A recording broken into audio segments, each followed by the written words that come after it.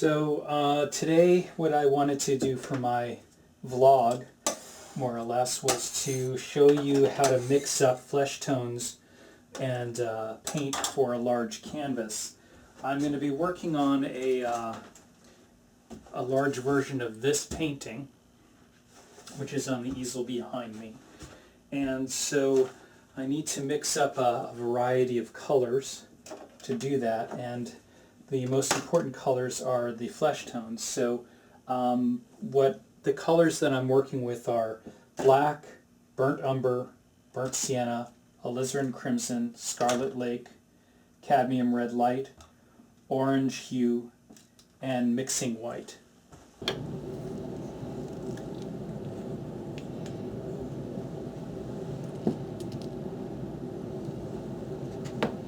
Now, what I'm doing next is I'm going to squeeze out a large amount of the base color that I'm going to be working with, which is a sort of orange pink. And I usually mix it up first by mixing red and cadmium orange to make up the largest amount of it. And then I also give myself a bunch of it on the palette so that I'll have paint to grab from later. And I'm going to make really big blobs of this stuff. Occasionally I grab other colors and add them in. As you know, for example, one of my collectors likes to send me, he'll go to art supply stores and find these little tubes of paint and paint kits on sale, and so he's really nice about sending me extra art supplies. And because I use so much paint, having a big, little tubes like this really doesn't help me that much to make a single painting. So what I'll often do is grab them and mix them in almost to bulk up the colors, because on a large canvas it can cost me $100 or $200 in paint, and the canvas can cost $60 to $100. So I like to basically use up whatever paint people send me, and I also buy stuff on sale all the time.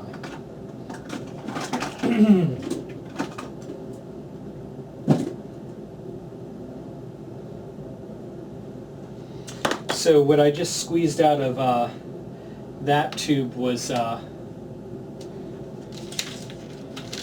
flesh tone pink, and here is some white that also came with everything. And I'm just going to use those up when I'm mixing up this big pile. This is a tube ringer, which works pretty well.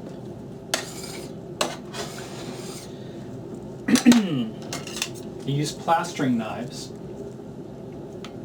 to do this, and this is going to be the medium or the intermediary paint color. See how that whole tube of paint really didn't affect the color too much or the value. Now, one of the important things about painting in general and painting portraits in flesh tones is value, structure, or shading matter a lot more than color does. And everybody gets this thing in their head where they decide that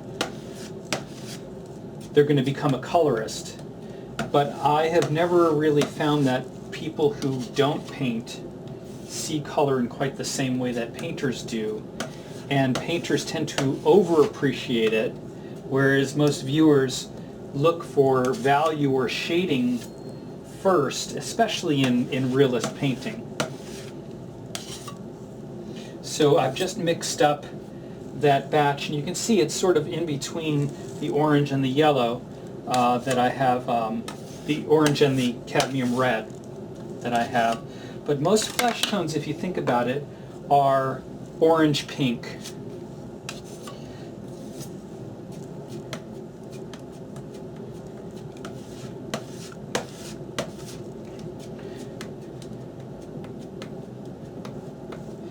Now out of this slightly desaturated orange, I'm going to mix the lighter and darker tones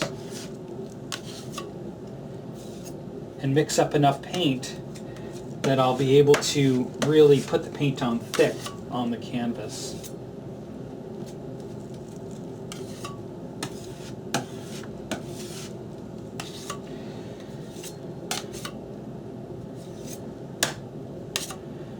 So I'm going to go for slightly darker, pinker tones. I'm adding a little bit of alizarin crimson,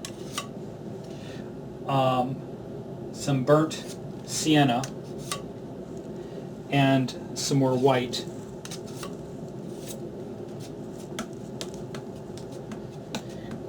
And I know that it's hard to see color on video. It's the same sort of problem that I have with working from digital photos and why I convert everything into black and white. But if you could see this, it's actually a slightly duller or desaturated orange now.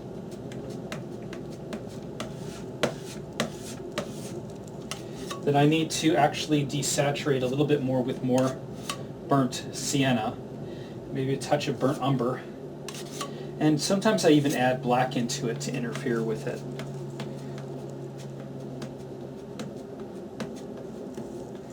So I want it to be basically a darker shade.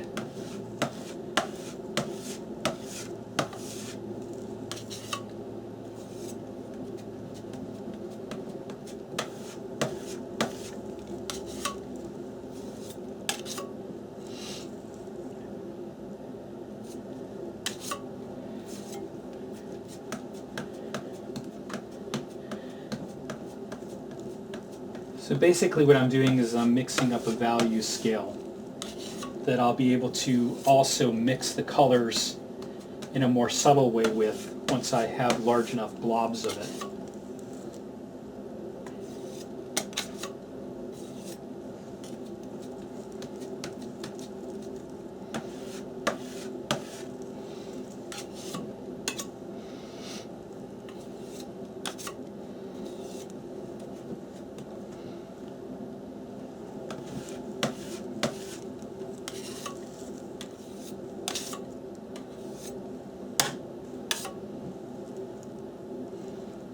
Okay, I need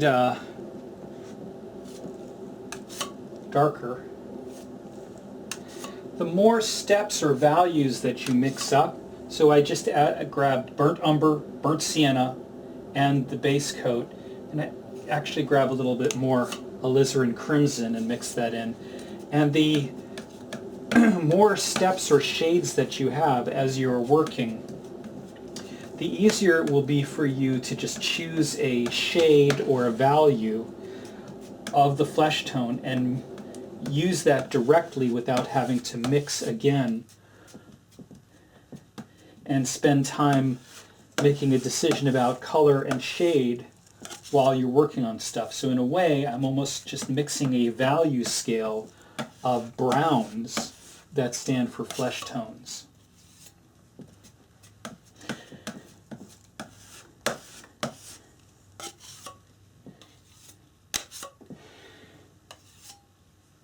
And I'll be mixing what's called non-local colors into this because the background is going to be a pinkish gray and stuff like that.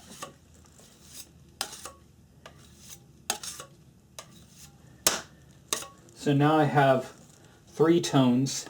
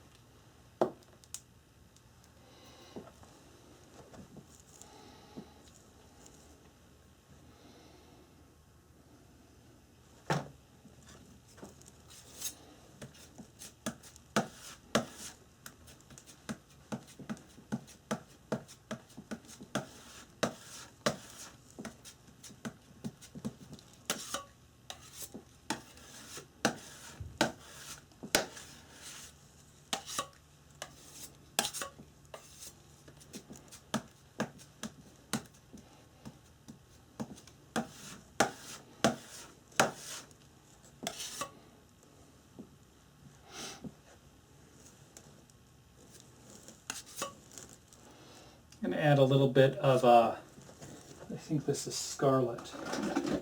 Yeah, Scarlet Lake, because I want to make it a little bit of a different pink than the darker tones.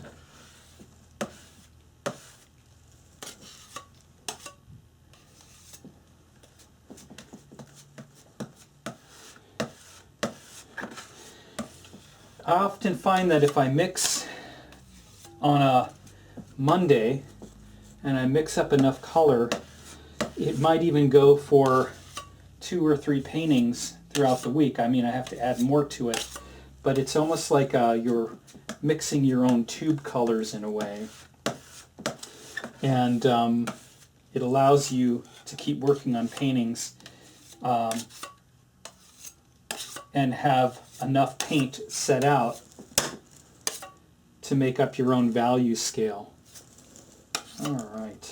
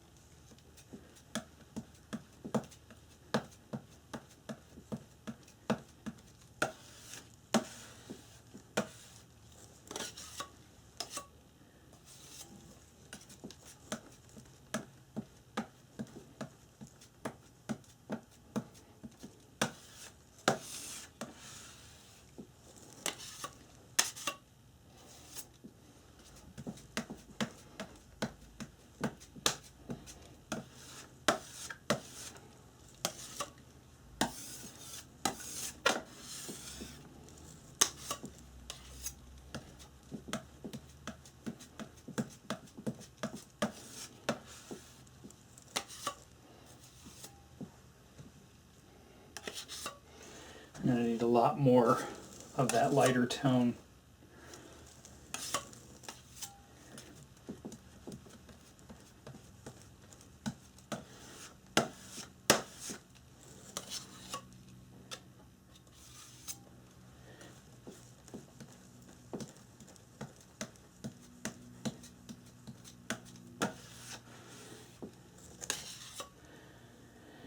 I also want it to be just a little pinker, so I'm going to add a little bit more scarlet. Probably too much scarlet right there.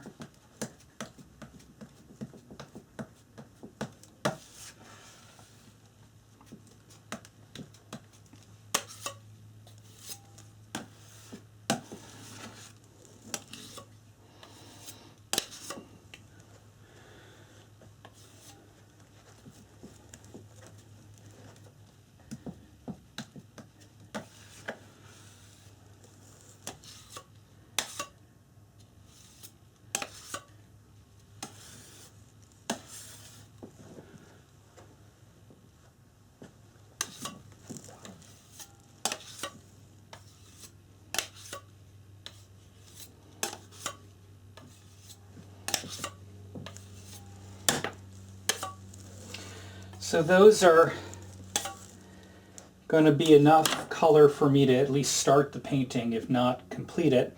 And then the next part of this painting that I want to mix up is I want to mix up a background tone. And I'm going to go with a purple gray to put down for the first coat. And as I'm painting, I'm going to probably mix other colors and vary the background in terms of tone, but I want to mix enough of a color that I can put down a tone in the background. And when I think about color in terms of shading or value structure, I want this to be almost a 30% gray, which means it's leaning towards the lighter end. And so I'm going to mix that out of a little touch of black and alizarin crimson, because I want it to sort of turn purple, and the black actually almost acts like a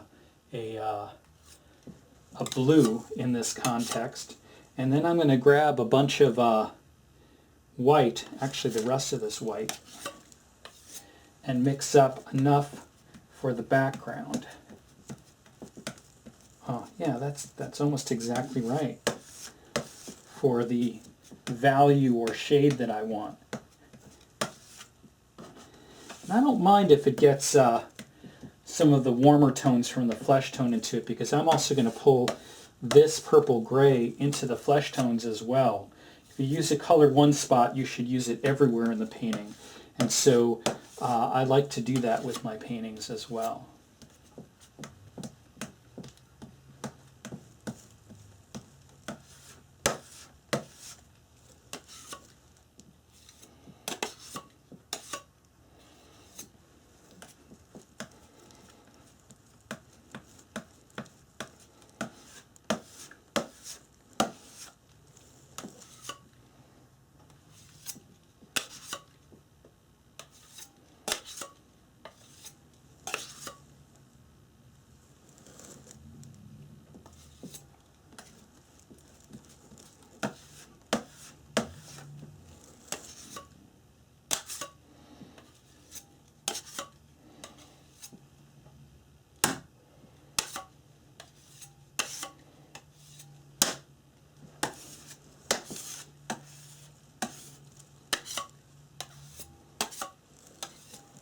Alright, I'm going to turn off the cameras for a second and rearrange them so that it'll be a better view